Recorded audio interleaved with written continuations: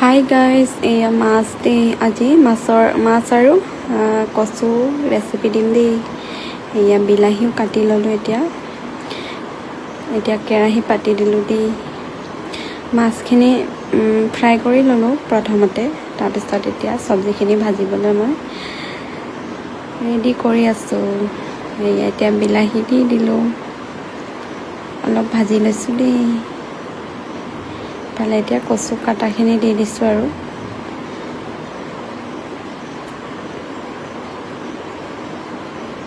এতিয়া পানী অকণমান দি দিছোঁ আৰু উতলি আছে, জোল টাইপৰ বনাম সেইকাৰণে পানী দিছোঁ দেই।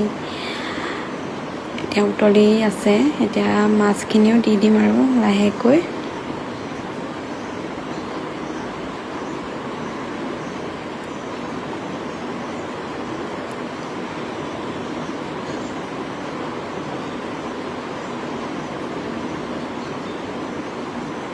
এতিয়া আদা নহৰু পেষ্টটো দি দিলোঁ দেই।